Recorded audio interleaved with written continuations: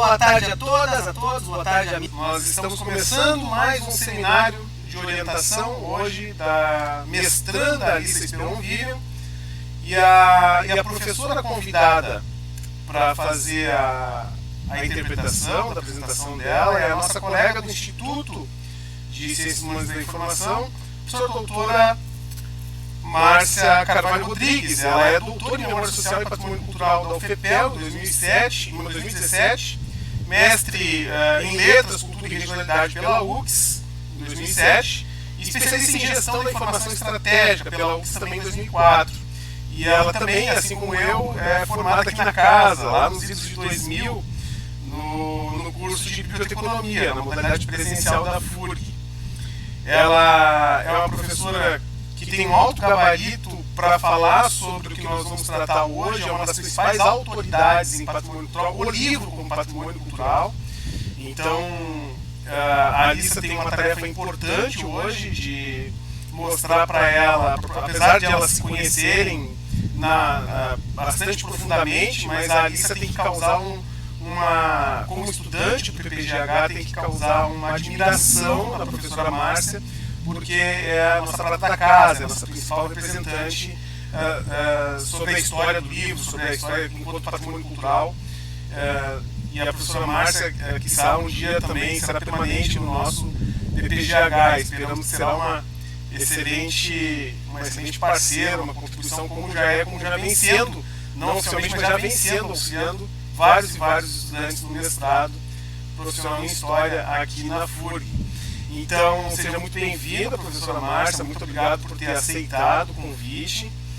E a Alissa, tens agora ali teus 20 a 30 minutos de apresentação e depois nós vamos passar a palavra então para a professora Márcia Carvalho, que vai fazer a contrapartida dela, a argumentação, tá bom?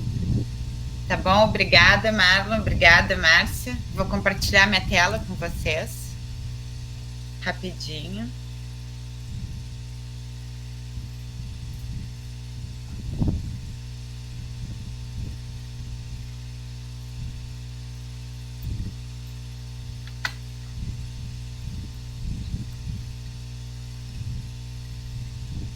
Conseguem ver direitinho? Que Sim, eu não consigo mais ver a partir daqui. Aqui tá ótimo. Então eu vou apresentar para vocês, né, o acervo raro da Biblioteca Rio-Grandense, recuperando a história por meio do repositório de marcas de proveniência. A Biblioteca Rio-Grandense, ela foi fundada originalmente como gabinete de leitura em 1846, né, os moldes do gabinete o Real Gabinete Português do Rio de Janeiro, no período imperial, quando 22 comerciantes da sociedade rio-grandina, todos eles imigrantes, se uniram para fundar o gabinete de leitura. Eles inauguraram o gabinete como sendo uma entidade privada. E aqui eu mostro para vocês a fachada da Biblioteca Rio-Grandense. Ele acabou adquirindo o status de Biblioteca Rio-Grandense em 4 de junho de 1878.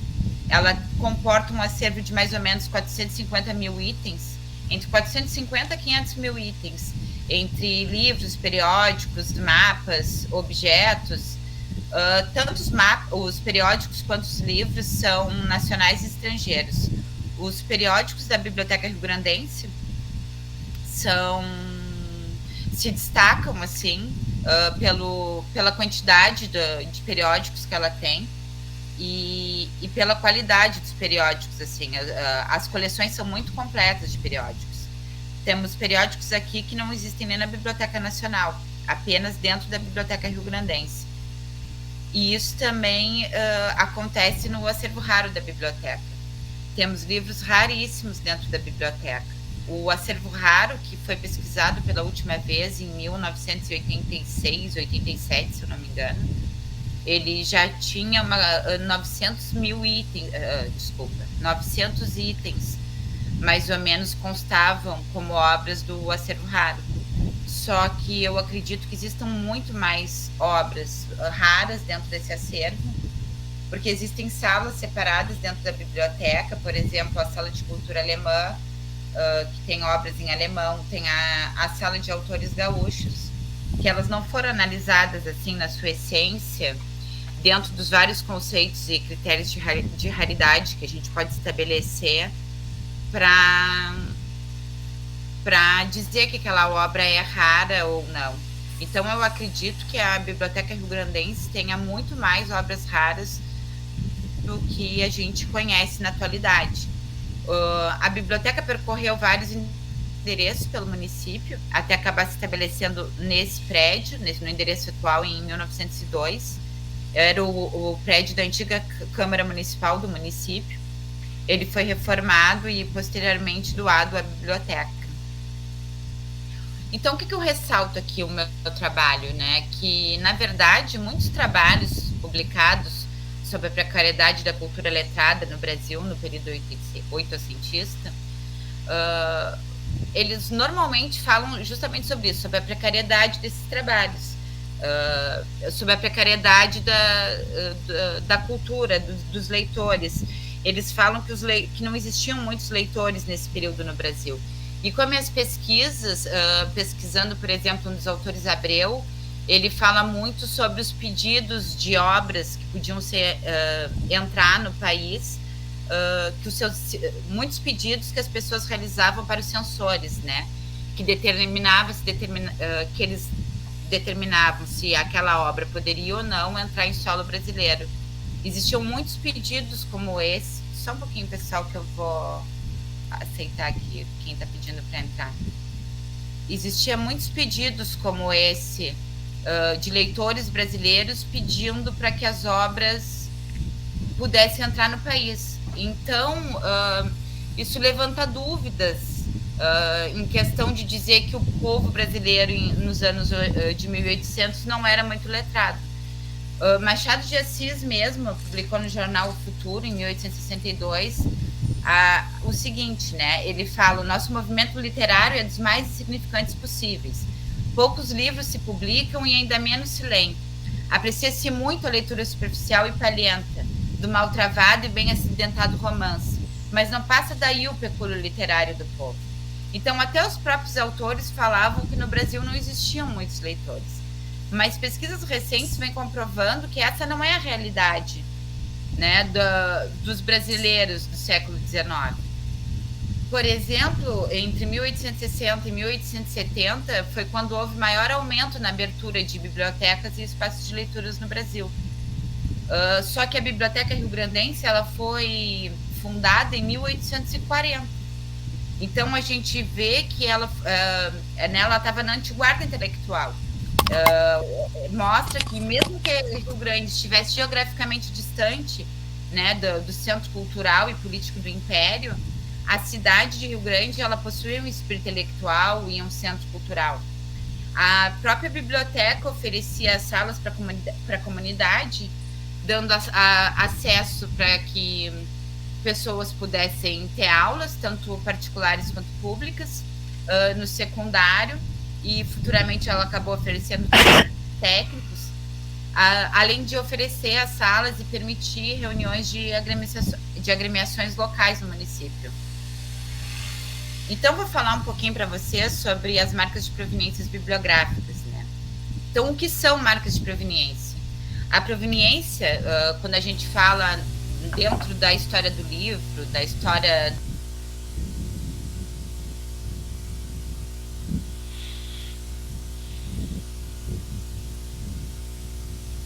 Nem sei de onde que eu parei, se é em ter coisa. Era esse slide aí mesmo. Tá, tu vai conseguir deixar gravado. Falando que não falou, esse daí. Fala, Mari. Tu vai conseguir deixar gravado, Mário? Sim, tá gravado. E aquilo lá também, eu vou fazer os recortes e vou colar direitinho pra ficar bem gravado. Pode ficar tranquilo. Tá. Então, aqui eu trago para vocês o ex-libris do Victor Dávila Pérez. Também é um ex-libris pessoal. Né? Ele traz a inscrição em Ângelo com libelo. Né? Normalmente, os ex-libris trazem uma divisa, às vezes escrito em latim, com a palavra ex-libris e o nome do proprietário.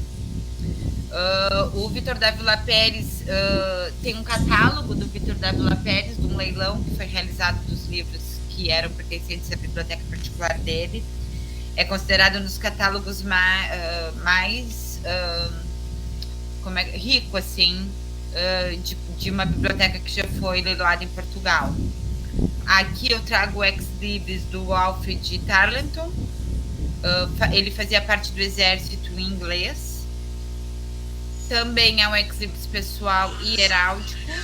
E ele traz uma faixa contendo a inscrição Post-nubila Phoebus e a assinatura manuscrita do próprio Alfred Tarleton. Vocês podem se dar conta que o ex-libris ele sempre é carregado de simbologias.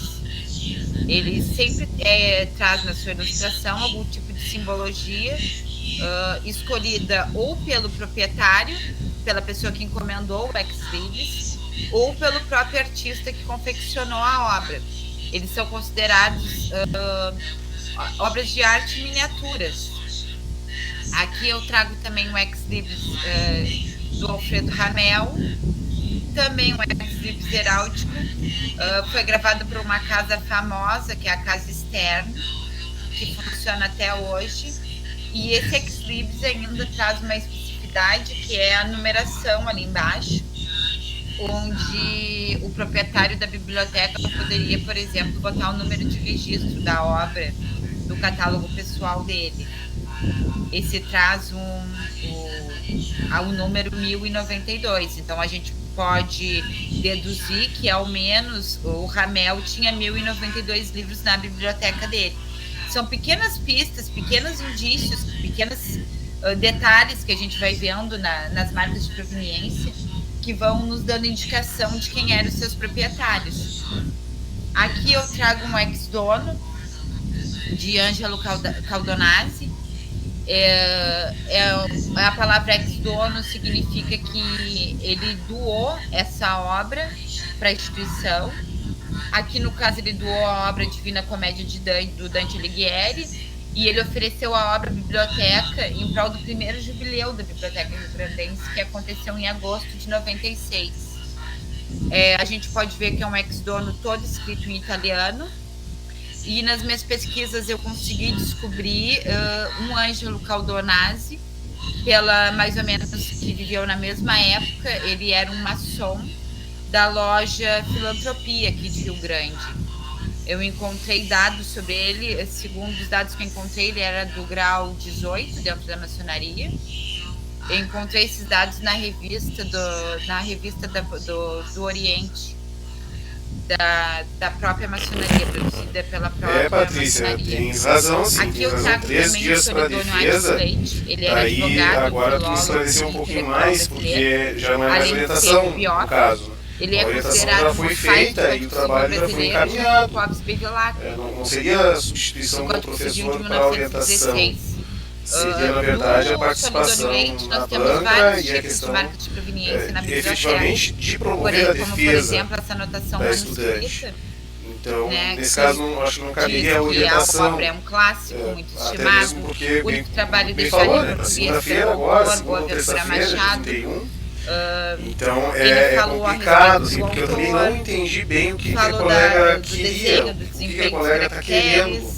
falou que na verdade era uma Porque, desgraça. como eu falei, o que trabalho na não pode ser portuguesa aprovado o previamente. autor abandonasse tão E não é o orientador que aprova ou reprova um a TCC, sabe? produção do Ele escritor pode tivesse falar para a virado pessoa, olha, se tu prática, for, tu vai rodar. né? Quem Ele sabe pode se ele esclarecer tivesse isso para ela, continuado até conversar com a hoje ele tão banca, raro poderia mas ter ele precisa de um marcado juízo de voo. valor que é Então a democrático, gente que é o vê apoio ali, um que amparo. essas marcas Por deixadas isso que pelos nesse leitores podem TCC, dar 1 muitos e 2, indícios tem do toda que a o formação próprio da leitor banca e tal. pensava. Nós Eles não podemos nos fazer uma remetem a atribuição de valor outros sobre o nomes escrito de outro, no que foram sentido de importantes, tanto podemos dentro fazer o da melhor que a gente literatura, pode, mas quando dentro de burocraticamente outros as cenários coisas têm que funcionar, ainda mais porque ela está eu, matriculada na eu disciplina. já me dei conta, Então, né, o que com através acontece das nesses pesquisas, casos que assim, existem de várias forma obras de Solidão mais no Leite, pragmática, da Rio Grande, seria a e reprovação do várias estudante na obras do Clóvis disciplina, Bevilacqua talvez, e dentro ela da fazendo no próximo Biblioteca semestre, Pública daí da com PUC. acompanhamento sim E de aí outro fica aquela pergunta, né? orientador, Por que mediante as talvez obras ali a de conversa, o duas diálogo pessoas com a que são colega, porque eu também consideradas não os pais entendi do realmente o Brasil que a brasileiro colega gostaria que acabaram aqui no acontecesse, né? município de Rio Se ela Grande, não quer que ela né? estudante Como vá para a essas obras defesa, eu não chegaram entendi até qual aqui é ao município? a Tendo justificativa, outras né? obras Pelo como trabalho são estar ruim ou os não, próprios não estar nas normas proprietários que acadêmicas ou doaram, não, pessoas que eu olha, consegui isso é identificar uma através das questão marcas, ou pessoas que de acabaram realmente comprando essas obras regulamentar, né? Isso, depois quem que vai decidir é a esses banca que tem a autoridade de proprietários decidir. morreram e acabaram E, doando inclusive é o para que dá bibliotecas. segurança Todas essas dúvidas, padrão esses assim, pequenos acadêmico, indícios e né? E, na pistas verdade, que toda a eu tive base na de minha estatístico pesquisa acadêmico se baseia em cima dessa construindo um conversa cenário, ali né, com a da banca. história da Beleza? Que é inclusive que vai favorecer o repositório da própria FURG história depois, né? do Para não entrar município de Rio documentos Grande, ruins, mal da história da confeccionados no educação, repositório de da como se FURG, formava com a os nossos educação e a nomes e cultura tal. no município. Mas Aqui tem eu trago razão, também o Patrícia, tá meio carimbo do complicado Solidônio assim, eu também Leite não entendi bem. e o ex-libris do Solidônio Leite. Sendo que na anotação manuscrita também consta a assinatura desse proprietário, né? Se a gente quiser no futuro, um historiador quiser comparar uma assinatura do Solidônio Leite, por exemplo, em um documento, através da própria assinatura que ele deixou nos livros, a gente consegue comprovar se a assinatura é original ou não. A biblioteca também é muito rica nos carimbos. Aqui, por exemplo, eu trago o carimbo do convento, da livraria do convento de São Francisco de Chábricas, localizado em Portugal. Aqui eu trago o carimbo molhado do monograma do Duque de Palmela. Também é um carimbo que traz, né, tu vê o brasão e ele já é em tinta vermelha. Foram encontrados em obras também o carimbo e o ex-libris da Faculdade de Direito da USP, né, da Faculdade de Direito de São Paulo. Também encontrado aqui, vocês podem ver que é um carimbo que diz doado à Biblioteca Rio-Grandense por Ernesto de Otero em 1943. Então a gente vê que o próprio proprietário, né, o próprio dono original da obra, antes de doar, teve uma preocupação de registrar sua própria memória nesse livro, né? Ele mesmo mandou confeccionar um carimbo dizendo que ele estava doando aquela obra para a biblioteca. Ele teve todo esse cuidado. Isso é uma forma, os proprietários de biblioteca, eles querem também que essa memória fique guardada. Então eles acham formas de perpetuar essa memória nos próprios livros. E a construção de ex-libris, carimbos, assinaturas, mostra que aquele proprietário também quer ficar na memória, não só o autor. Aqui é um carimbo seco do Guilherme Henrique Lorena. Também, todas essas marcas que eu estou trazendo para vocês foram encontradas em obras da biblioteca. E existem várias outras marcas, é que eu não consigo trazer todas elas para vocês. Aqui também um ex-dono do Guilherme Lorena, dedicado à Biblioteca Rio-Grandense, com a data de 84, né? Aí 1884, 1984. Aí tudo isso demanda muito tempo de pesquisa, todas essas marquinhas e indícios. Aqui eu trago para vocês um super livros da Imperatriz do Brasil, Carlota Joaquina, ferro sobre a encadernação, também com monograma da Dona Carlota Joaquina. Encontrado é um exemplar que pertence à Biblioteca Rio-Grandense. É possível que existam outras. Fica... sim, a gente consegue identificar nas obras da Biblioteca Rio-Grandense muitos livros que vieram da nobreza, né, ou de bibliotecas régias, e conseguimos identificar também muitos livros que pertenceram aos conventos. Talvez na época que os conventos foram fechados na Europa, em Portugal, esses livros tenham ficado dispersos e tenham sido leiloados. Outros tipos de marca de proveniência que a gente pode encontrar são as etiquetas de livreiro e livraria, que elas também nos dão o percurso que aquele caminho, o percurso que aquele livro trilhou até chegar ali às estantes da biblioteca.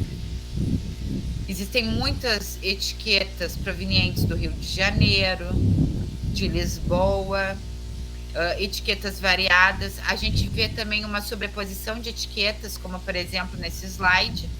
A etiqueta de baixo, por exemplo, a gente não consegue identificar qual era a livraria que anteriormente a livraria Eclética possuía essa obra. Isso é comum a gente encontrar em livros raros, muitos apagamentos, muitas rasuras, ex-libris colados sobre ex-libris, etiquetas coladas sobre etiquetas, carimbos sobrepondo carimbos. Livraria Moraes, também de Lisboa. A gente pode ver que esses livros da Biblioteca Rio-Grandense, eles trilharam muitos caminhos, seja por mar, ou terra ou ar, para chegar até aqui.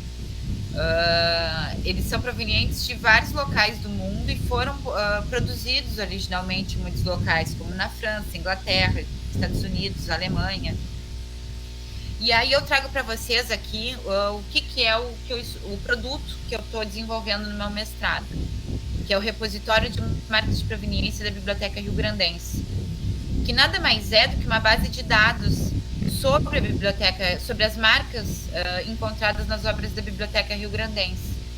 Mesmo com toda a tecnologia que a gente tem disponível, né, o acesso às obras, eles são dificultados pelo fator geográfico e também pelo fator do manuseio, né, pela curadoria dessas obras.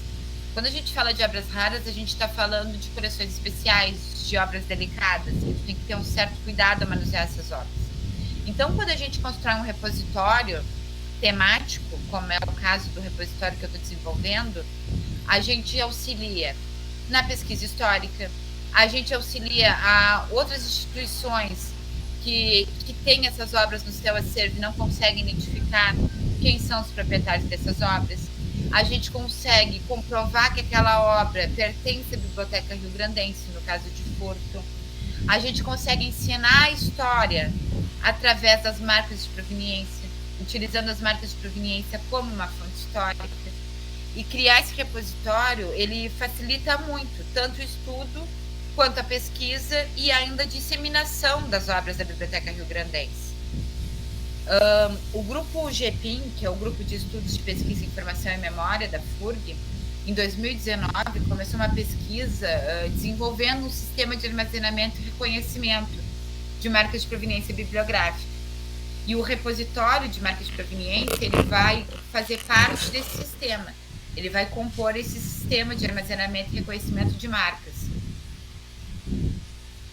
Nós vamos utilizar, né, eu estou utilizando para a construção desse repositório, os chamados softwares GLANS, que são o acrônimo do inglês de Galleries, Libraries, Archives e Museums, né? Traduzindo livremente, galerias, bibliotecas, arquivos e museus, que é um software voltado para a gestão de coleções digitais, principalmente para as imagens, que é o que esse tipo de instituição mais utiliza para disseminar o seu acervo. Então, eu trago para vocês aqui a entrada principal do nosso repositório. Ele é simples, mas ele comporta as coleções, os itens, ele traz uma cartografia da onde a gente pode encontrar essas marcas, em quais locais do mundo a gente pode encontrar essas marcas, eu posso mostrar eles para vocês. Aqui eu trago para vocês a parte do repositório em si da Biblioteca Rio-Grandense, que está sendo construída, né? Aqui a gente tem um pouquinho sobre a história da biblioteca. E aí eu apresento para vocês as coleções que vão estar presentes no repositório. A gente pode consultar por tipologia, pelo nome do próprio proprietário, por instituição. Esse é um passinho inicial numa base de dados de marca de proveniência no Brasil. Vale ressaltar que não existe no Brasil uma base de dados sobre marcas de proveniência. Na Europa e nos Estados Unidos já vem se desenvolvendo alguns tipos de bases de dados nesse sentido, principalmente em função do que eu comentei sobre a repatriação dos livros roubados pelos nazistas. Mas no Brasil isso é algo inovador, ainda não existe. Aqui eu trago as referências para vocês. e uma citaçãozinha que eu gosto de terminar, que diz o seguinte, que quando nós lidamos com os livros com sensibilidade, observando-os de perto para aprender o máximo possível com eles, descobrimos 1000 pequenos mistérios dentro e ao redor. Abaixo e através deles podemos encontrar vestígios. Isso poderia nos ensinar muito se pudéssemos decifrá-los. Né? Isso é uma citaçãozinha do Roger Studart. E eu falo para vocês que ele está aqui falando nada mais do que é o meu trabalho, que é buscar as pistas, os vestígios, e é através dessas pistas, né, a gente conseguir ter um olhar mais atento aos livros e às histórias que eles podem nos contar. Os livros são ricas fontes de informação históricas e de pesquisa que podem ser usados para o ensino de história, para a difusão da própria história local e regional, para que as pessoas aprendam a olhar os livros com outro olhar, né? Que eles vejam os livros como parte do próprio patrimônio que eles têm a resguardar. Acho que era isso. Muito obrigada. Muito obrigado, Alissa. Olha, muito bonita a apresentação. Lindíssima, né? Muito legal a apresentação. Pô, parabéns. Marquinhas inéditas que eu não tinha visto ainda ali. Marquinhas bem bacanas. Professora Márcia, nos honre agora com sua palavra. Fique à vontade, o tempo que a senhora achar necessário. Tá bem, obrigada. Alissa, parabéns, né, pelo trabalho. Não tenho como não elogiar o trabalho da Alissa, nós já trabalhamos juntas em várias outras ocasiões, né? A Alissa foi minha orientanda de TCC na graduação e fez um trabalho excelente, né, quando fez o TCC. A pesquisa dela foi uma pesquisa que só a pesquisa do TCC já daria uma dissertação de mestrado, né, porque foi um trabalho enorme, muito bem feito, e aí ela já mostrou, né, o quanto ela tem essa afinidade mesmo com a pesquisa e o quanto ela é competente nessa área, né, sempre lendo muito, se interessando muito por temas, e aquilo assim, ela vai no detalhe, né. Então, eu acho que ela está mais do que, escolheu a área mais do que certa, assim, tá na história, tá ali, tá pesquisando, seguiu, né, continua pesquisando ainda questões que têm relação com a biblioteconomia, mas agora com um pé na história também, né, então, acho excelente esse trabalho dela. Eu fiquei com algumas dúvidas, Alissa, em relação à tua apresentação, e aí, claro que tu vai poder me esclarecer, mas pela apresentação, assim, pelos slides que tu trouxesse, não ficou bem claro para mim o que é exatamente o teu trabalho agora. Eu vi, né, nos slides, tu trouxesse vários ex-libris, várias marcas diferentes, mas eu não entendi se tu vai trabalhar com todas as marcas, se tu vai escolher alguma marca em específico, tu vai trabalhar com proprietários e com as marcas de propriedade. Como é que vai ser isso na tua dissertação, na tua pesquisa de mestrado? Então, Márcia, como tu também trabalha com isso, tu sabe que as marcas que a gente encontra nos livros são várias. Às vezes a gente pega uma obra e tem 30 marcas diferentes num livro. E como o trabalho de mestrado é pouco tempo, não tem como eu trabalhar com todos os tipos de marcas de proveniência que eu vou encontrar. Então, a minha ideia é trabalhar com marcas de posse, ou seja, né, do proprietário, então, ex-libris, encadernações, a encadernação em si não, mas no caso, um superlibros, que eu já vi que tem alguns na biblioteca, não são muitos, então tem como trabalhar. Então, são ex-libris, superlibros, carimbos, e eu pensei em trabalhar em alguns ex-donos também, porque tem muitos ex-donos na biblioteca. Eu pensei em trabalhar com essas 4 tipologias. Porque se eu marcas de propriedade, então. Marcas de propriedade. Talvez as etiquetas de livreiro e livraria e de encadernador, que existem muitas etiquetas de encadernador também. Tá, se tu trabalhar com as etiquetas, aí sim tu entra nas marcas de posse. Pois é. Ah, sim, desculpa, Márcia, troquei. Tem as duas aí. Tem troquei. Eu tô te perguntando justamente porque agora, né, bom, tu chegasse a assistir a defesa da Karine, orientando agora, terminou o TCC dela agora nesse semestre, né, e ela também trabalhou com marcas da Biblioteca Rio-Grandense, e ela trabalhou com etiquetas de livreiro, só que ela pegou um período, e aí essa é uma outra pergunta que eu ia te fazer, né, que não ficou claro ali exatamente o período que tu vai delimitar na tua pesquisa, Mas ela trabalhou com primeira metade do século XIX. Sim, eu vou trabalhar com o final do século XVIII, início do século XIX. Eu vou pegar de 1880, 1920. Vou trabalhar com essas 4 décadas. Que ela pegou, então, também. Sim, eu vou trabalhar com essas 4 décadas. Né? Eu fiz um pré-teste. Algumas dessas marcas que eu trouxe são antigas, que eu já tinha pesquisado, e outras que eu trouxe são novas, são do pré-teste que eu comecei na biblioteca. Então, a minha ideia é trabalhar com essas 4 tipos. Algumas marcas de posse e outras de propriedade. Tu já tem uma noção da quantidade de marcas que tu vai ter para analisar ou não? Não, ainda. Por essa amostragem, tu não consegue saber ainda? Não consigo saber, porque a biblioteca fecha agora no verão, né? Ela fica um mês fechada, mais de um mês. Então, eu não estou podendo ter acesso, porque agora que seria o momento que eu iria pesquisar. Eu vou a partir de fevereiro, aí entre março ali eu já devo ter mais uma ideia, mas são bastante. Normalmente... o teu período não é muito grande, né? Teu recorte aí temporal não é muito grande. Eu acho que daria para tu expandir essas marcas aí, de repente. Que eu estou pensando por causa dos proprietários, né? Eu vou pesquisar os proprietários. O que demanda mais tempo é a biografia do proprietário. Sim. Isso demanda... porque é difícil de encontrar, na internet não tem muita informação. E como a ideia é resgatar um pouquinho da história desses antigos leitores, porque como diz Chartier, a gente não pode fazer a história do livro pesquisando só os leitores conhecidos, aqueles que a gente já conhece. Sim, com certeza. Né? Uma verdadeira história do livro a gente tem que fazer com os leitores leigos, aqueles que ninguém sabe que estão ali. E a minha ideia é essa. Como é que a gente vai resgatar a regionalidade, né? A história de Rio Grande, da biblioteca no município, e não resgatar os leitores, que foram as pessoas que doaram as obras para que a biblioteca continuasse ali até hoje. Isso. Então, como eu vou tentar fazer um recorte em cima do proprietário ou da instituição de origem, isso demora um pouco mais de tempo. Então, eu prefiro fazer um trabalho assim, que vire um projeto que a gente consiga expandir ele depois, sabe? Mas um trabalho mais conciso, assim. Por isso que eu não...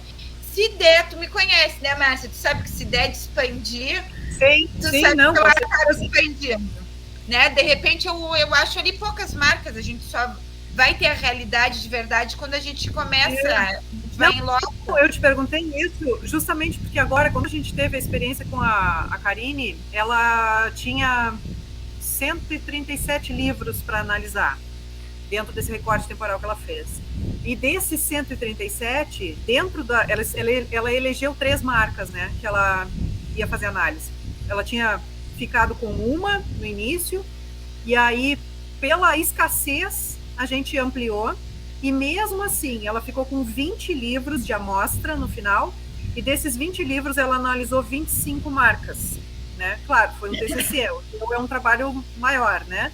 Mas ela também ficou com um período ali de 5 décadas, né? Então, por isso que eu estou te dizendo que talvez dê para ampliar um pouco aí, e dependendo de como for, de repente tu vai pegar um livro que vai ter 100 marcas diferentes, sei lá, né? Estou chutando aqui, mas um monte de anotações, um monte de rabisco, desenho, pode ter tanta coisa dentro do livro, pode ter recortes ali dentro. Claro. E a minha ideia é assim, mesmo que eu não trabalhe com a marca naquele momento, por exemplo, surgiu uma marca que eu não pretendo trabalhar lá agora, mas eu pretendo fazer esse registro, entende? Para que posteriormente mesmo... Guardar isso. Entendesse? Porque assim, no meu próprio TCC teve marcas que no momento da minha pesquisa eu não consegui identificar. Eu consegui... Duque de Palmela, por exemplo, que eu trouxe para vocês, aquele carimbo, eu consegui identificar 2 anos depois. O próprio ex-libris do Tancred Sinave, né? Do Jacques Renaud. Jacques Renaud, o ex-libris do Jacques Renaud, o carimbo do Duque de Palmela, os super livros da Carlota Joaquina. Sim. Por exemplo, foram marcas que eu consegui identificar mais de 1 ano depois que eu já tinha terminado minha pesquisa. Né? Então, se a ideia é resgatar, mesmo que eu não consiga trabalhar ela, mesmo que no momento eu não consiga identificar o proprietário, é deixar essa marca registrada ali. Né?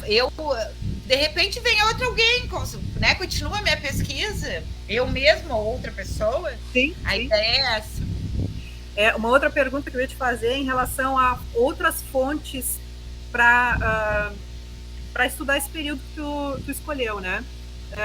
Tem registros na biblioteca, livros de registros que relatam doações desse período? Chegou a identificar isso? Não.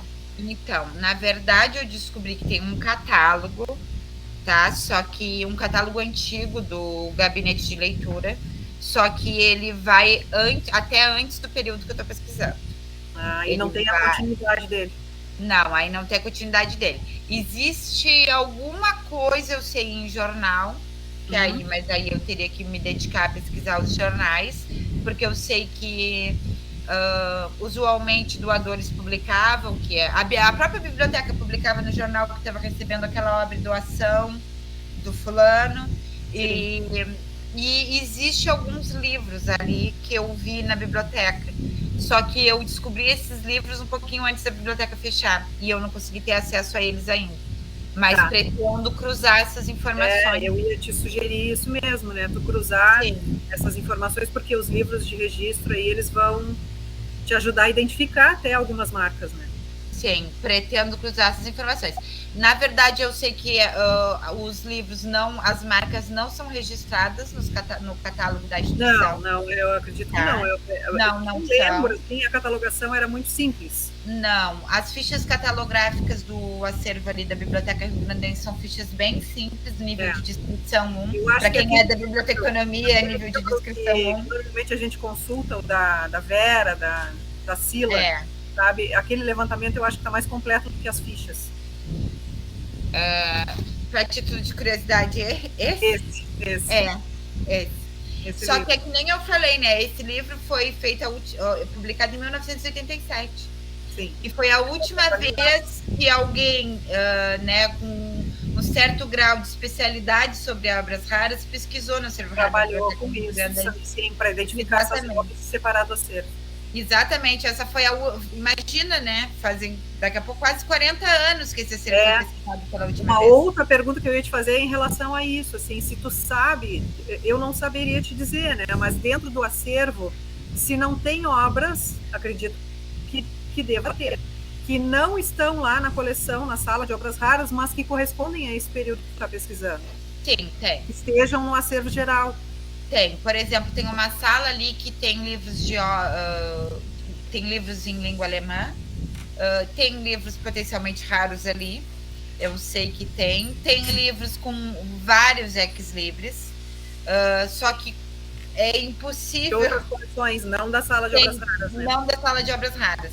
A sala de autores gaúchos também, possivelmente tem, entende? Só que é humanamente impossível. Sim, tu vai delimitar em a sala de obras raras. O acervo raro tem ali. Sim, o acervo raro. Eu mesmo só o acervo raro ali é pouco pesquisado. Só essa parte que eu já estou pesquisando já demanda muito tempo de pesquisa e muito conhecimento específico. Porque quem pesquisa marcas de proveniência, quem vai trabalhar, um historiador, quando vai verificar a sua fonte, ele precisa entender de paleografia, de diplomática, de codicologia, de produção, da história da produção e confecção, de encadernação do livro, da tipografia. O conhecimento em si para trabalhar com esse tipo de marca é muito abrangente. E o que a gente está fazendo aqui é só um recorte, um pedacinho. Vamos lá, gente. Esse acervo está aqui, vamos trabalhar nele porque ele é rico, conta a história da nossa cidade, conta a história do município. Eu acho importante tu colocar isso até depois por escrito na tua dissertação, Alissa, essa contextualização aí, para que não fique, não dê impressão de quando a pessoa vai ler, de que só se encontra proveniência ou marca de proveniência, ou que só se tem que pesquisar proveniência em acervo raro. Para que não se faça essa ligação. Porque proveniência se encontra em qualquer acervo de qualquer idade. Sim. Não necessariamente raro, não tem a ver com a idade do acervo, não tem a ver com o livro ser raro ou não ser raro por esse ou aquele motivo, né? Mas a proveniência, ela ajuda a gente a conhecer o acervo, né, em si, a história da instituição, e claro que ajuda a gente a conhecer um pouco mais também da história cultural, né, e social. Então, isso, dependendo do que tu encontrar, de anotações principalmente, né, onde a gente vai conseguir perceber algumas nuances do entendimento do leitor ali, de interferência direta do leitor, onde a gente consegue perceber a opinião dele sobre alguma coisa, ou o entendimento dele sobre um assunto específico ali daquela obra, aí sim a gente consegue trabalhar essas questões mais de conhecimento do social, do histórico mesmo, né? Porque não tá, a questão da proveniência não está ligada à coleção de obras raras, né? Não, isso não...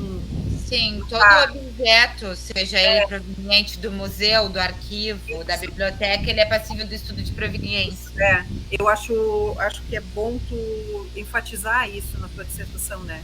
Proveniência não está ligada à raridade, não tem a ver uma coisa com a outra, né? São coisas diferentes. Mas nesse trabalho eles vão, né? Eu vou trabalhar com o acervo raro e por isso vou trabalhar com a proveniência nesse recorte aqui, esse acervo específico com esse recorte temporal. Sim.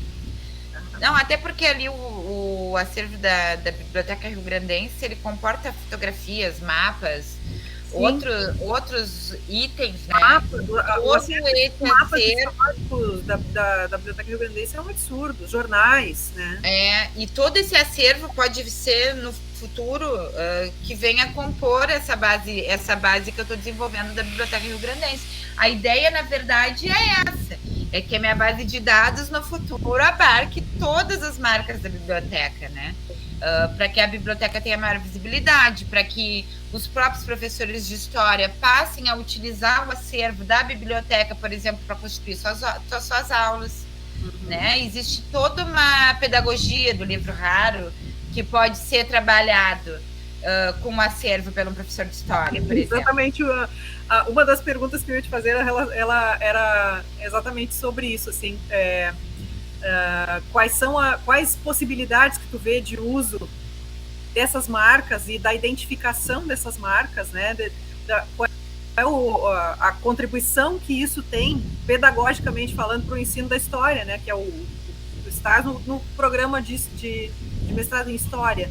Então, para o ensino de História, em que isso contribui, né? Em que isso amplia, de que forma podem ser exploradas essas marcas e esse banco de imagens aí que está sendo construído.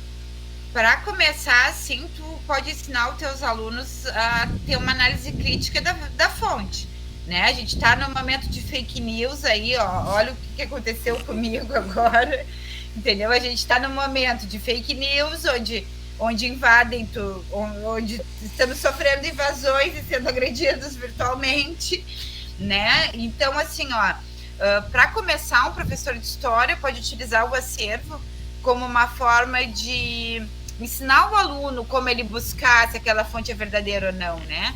Buscar a validade da fonte, utilizar uma fonte histórica, mas mostrar que, mesmo utilizando a fonte histórica, a gente consegue ver se aquela fonte é verdadeira ou não.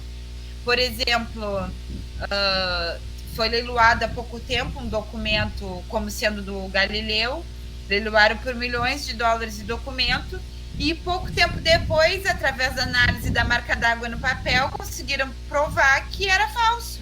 Aquele papel foi produzido depois que Galileu já tinha morrido há muito tempo, né? Mas como tu comprova isso?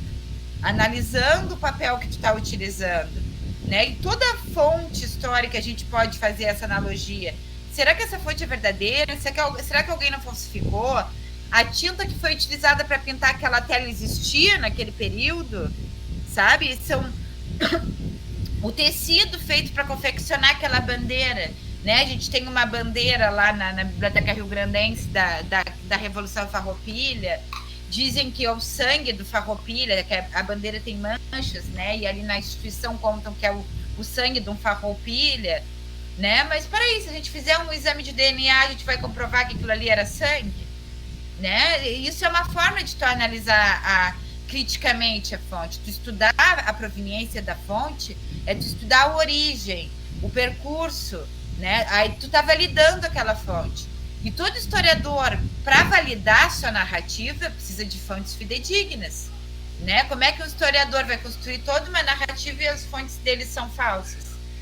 Né? Através da proveniência, tu prova que aquela narrativa foi escrita com uma fonte verdadeira e validada.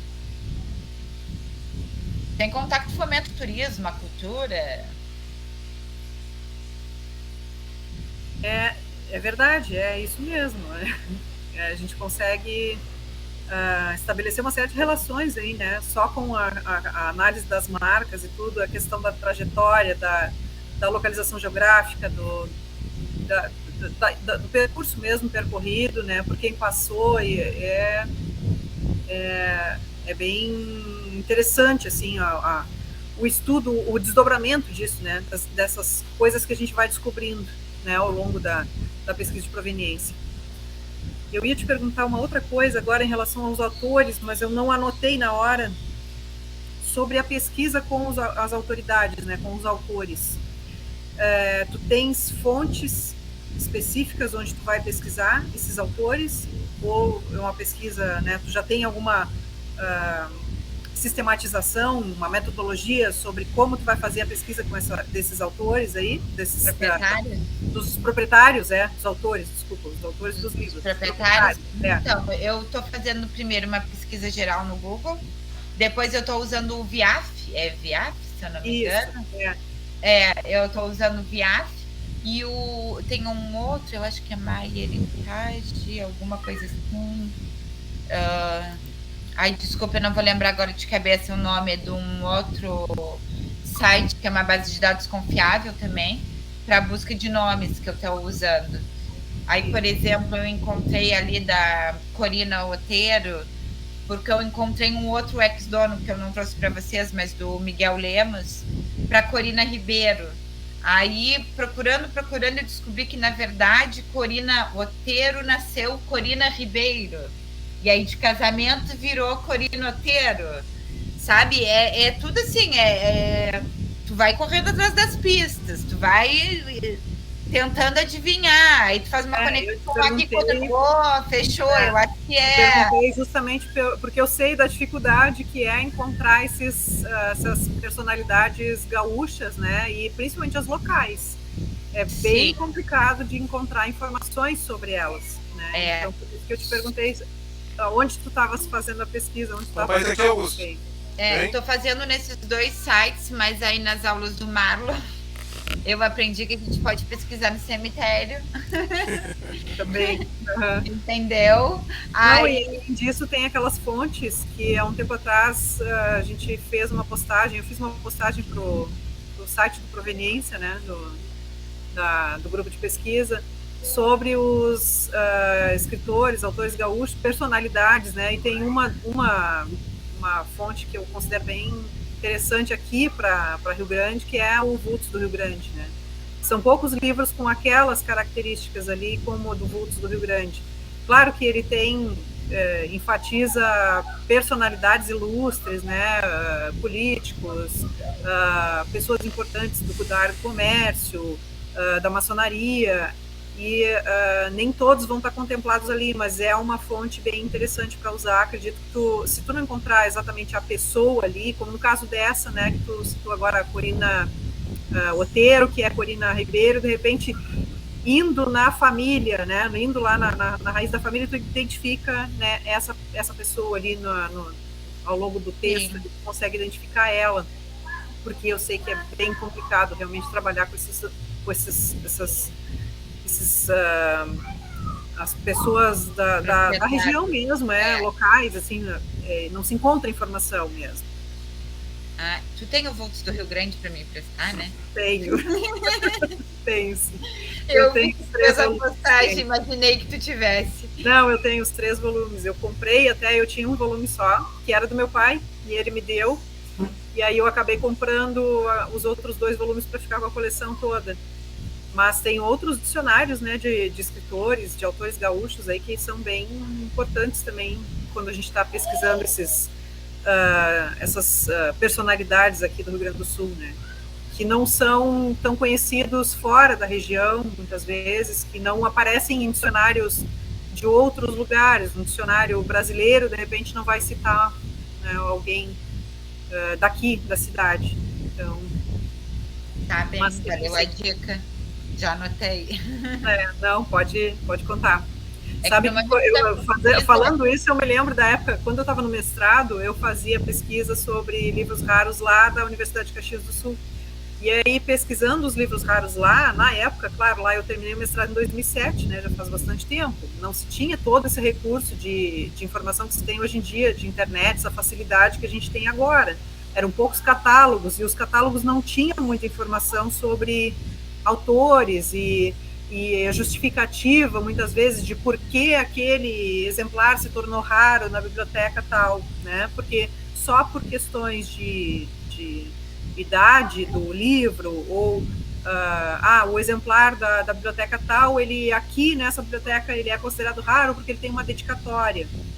E isso nem sempre era dito, como hoje, né? Nem sempre isso é dito no catálogo. Só que hoje em dia a gente já sabe de muito mais coisas, né, que deve se descrever nos catálogos das bibliotecas, porque o catálogo em si é uma fonte importante.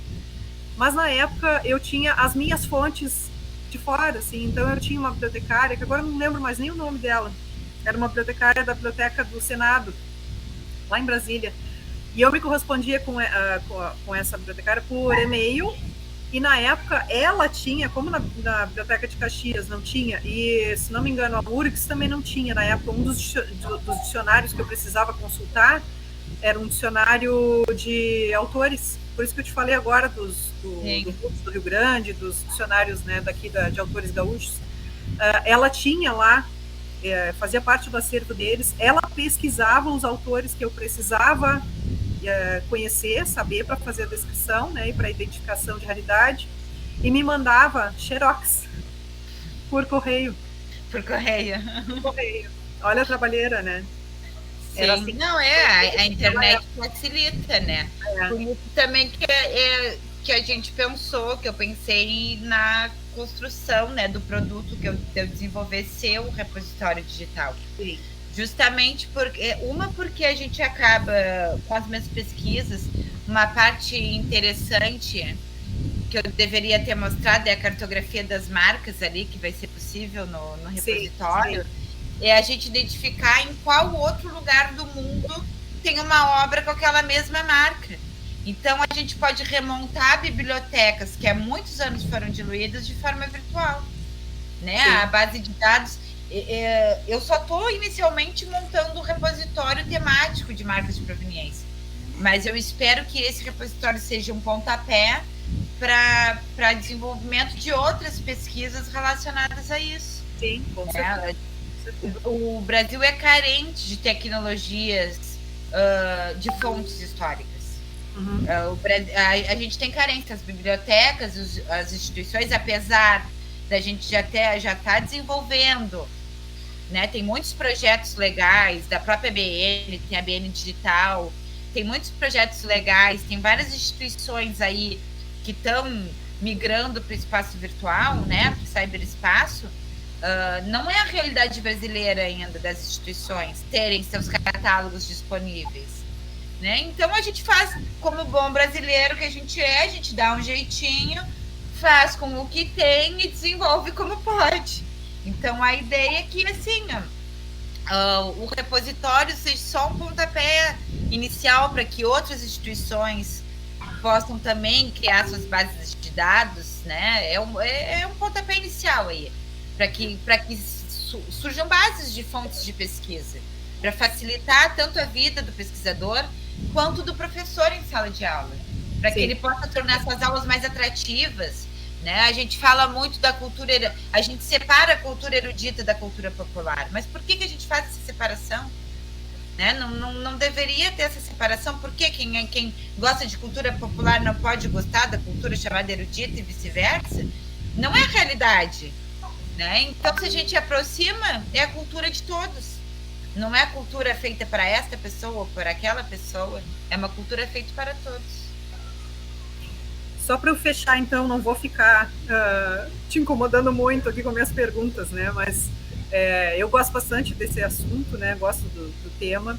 E a Alissa, eu sei que gosta também bastante, porque a gente já vem trabalhando, né, com outras pesquisas, não foi só a questão do TCC e tudo, a gente trabalhou em outras pesquisas. A Alissa começou comigo lá como bolsista de iniciação científica numa outra pesquisa que eu tinha, com um outro bolsista também, entrou, ajudou, colaborou na pesquisa para a gente fechar, a gente publicou algumas coisas, e aí depois a gente seguiu trabalhando em outras coisas, né, aí entrou a questão da proveniência. Eu ia te perguntar agora, bem relacionado à tua dissertação, né, o porquê do recorte temporal para esse período aí, por que essa época vocês escolheram? Então, eu escolhi essa época justamente porque a gente estava saindo do período imperial e entrando mais na parte da República, assim. Foi mais ou menos esse recorte que a gente tinha feito, né, Marlon? Me ajuda que que era esse recorte, né? Só para ver se não estava equivocada no recorte.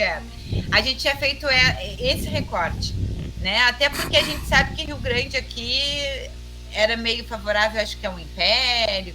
A gente pode ver assim, porque na própria biblioteca, o livro dos ilustres, das assinaturas, a gente vê a assinatura da Princesa Isabel, do Conde Dan, né? A gente vê próprio Superlibros, de uma obra que pertencia à Biblioteca Régia da Dona Imperatriz Carlota Joaquina. A gente vê obras que pertenceram a duques, e acredito que deva ter outras obras, a condes. A gente acredita que tenha outras obras que pertenceram a outras pessoas da nobreza. Então a ideia foi fazer esse recorte mesmo, assim, para ver quem eram os doadores, que grupos sociais estavam doando nesse período, né, para a biblioteca, quem eram os benfeitores da biblioteca nesse período. Claro, é no futuro aí para ver, né, com uma pesquisa posterior, quem sabe essas pessoas que estavam doando eram do lado do Império ou do lado da República, sabe? Eu acho que toda pesquisa é um passo inicial para outras pesquisas, é uma forma de fomentar outras pesquisas. Mas a ideia do recorte foi por causa disso, porque era um período conturbado no Brasil naquele momento. Como estava a educação no Brasil naquele momento? Várias perguntas se pode se fazer nesse período. Tá certo, na verdade era só a curiosidade mesmo de saber o porquê da limitação desse período aí, porque eu pensei justamente nessa questão da constituição, da criação, né, do gabinete de leitura. O gabinete, ele virou biblioteca, se não me engano, foi 30 anos depois, né, de ser gabinete, ele virou biblioteca. Deixa eu fazer um recorte. Se não me engano, não lembro bem exatamente as datas, mas acho que foi cerca de 30 anos depois o gabinete virou a Biblioteca Rio-Grandense. E eu estava fazendo uma relação com esse período aí que tu escolheu. Mas... 30 anos. Né? 30 anos depois ele virou. E tem toda a questão do surgimento dele aqui mesmo, né? Na cidade do Rio Grande, o primeiro do estado, o mais antigo do estado, e isso não aparece normalmente em livros, né, que contam a história das bibliotecas no Brasil. O gabinete de cultura aqui do Rio Grande, ele quase não aparece, né? Mas ele é o mais antigo do nosso estado aqui, um dos mais antigos do Brasil. Então, né, ele quase não figura na literatura. Não, e tu vê assim, era um lugar onde as pessoas tanto iam para estudar, quanto para fazer reuniões particulares, para agremiações. Sim, porque os gabinetes, eles tinham essa característica, né? Diferente de biblioteca, os gabinetes, eles tinham vinham com esse propósito mesmo, de instrução da população, de cursos, né? Cursos noturnos. A biblioteca aqui, mesmo depois de transformada em biblioteca, ela seguiu ainda, né, com esse trabalho de alfabetização, de oferecimento de cursos, né? Não, e uma coisa que a população, Rio Grande é uma cidade industrial, né? Então sempre teve essa questão da formação mesmo, um profissional. Sim, mas voltando agora, uma coisa que me ocorreu nesse momento, né? Se tu for pegar eu fiz a pergunta lá no início, né? Por que o acervo do Clóvis Bevilacqua e do Celedônio Leite veio parar aqui, Pais do Direito Civil Brasileiro, do Código Civil de 1916? Entra o recorte no mesmo período que eu estou trabalhando, eu não tinha me ocorrido agora, falam que Rio Grande era uma cidade, né, do lado do Império, mas aí já vem essas dúvidas, por que o acervo de quem constituiu o Código Civil acabou em Rio Grande? Será que era assim, do lado do Império? Ou mesmo sendo do lado do Império, eles... muitas dúvidas que se levantam pesquisando o acervo da Biblioteca Rio Grandense. Daria uns 3 doutorados ali, mais ou menos, para responder algumas das indagações que se consegue levantar só pesquisando as marcas de proveniência como uma fonte histórica. Mas é isso então, Alissa. Obrigada pelo convite. As minhas perguntas eram essas mesmo e tenho certeza que vai ser uma excelente dissertação, um excelente trabalho, porque eu te conheço e eu sei, né, da tua competência e sei que tu vais fazer um ótimo trabalho com um excelente orientador também, o professor Marlon. Então, tenho certeza que vai dar um trabalho muito bom e inclusive essa questão mesmo da contribuição e do ineditismo dessa fonte aí que vai ser criada, né? Então tem tudo para dar certo, tem tudo para ser um trabalho inspirador para que outros sejam desenvolvidos a partir desse. Obrigada, Márcia. Eu só tenho a agradecer, né? Vocês dois de orientadores, assim, não tem obrigado. Muito obrigado, professora Márcia. Muito obrigado, Alissa. Essa é uma disciplina, professora, chama Seminário de Orientação. Nós temos que atribuir uma nota A, B ou C para ela. Na verdade, a gente vai conversar o que a gente acha e tal para ir lá no sistema. A qualificação e a defesa são outros estágios que contamos com a sua ajuda também para qualificar, né? A senhora vai receber lá o PDF com o esboço já do produto, que a senhora deve conhecer bem, que é toda aquela estrutura de informática, lá, aquele site que ela fez. Mas tudo isso vai ser encaminhado direitinho e a qualificação dela é esse ano, né? Está perto aí já, né? Certinho. Então, o que a senhora acha, professora Márcia? A, B ou C? Mas precisa perguntar ainda para mim. Né? Então tá, concordamos com A. Maravilha. E eu agradeço muito, viu, Alissa? Parabéns pelo A.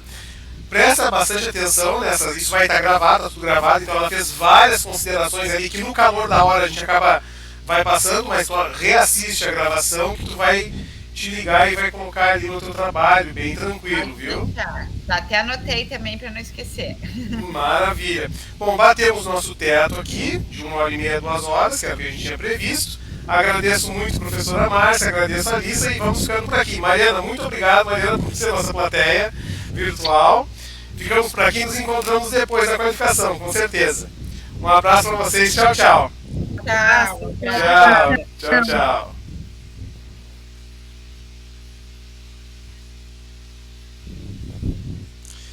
Mara, terminou a gravação? Peraí, deixa eu só encerrar aqui a...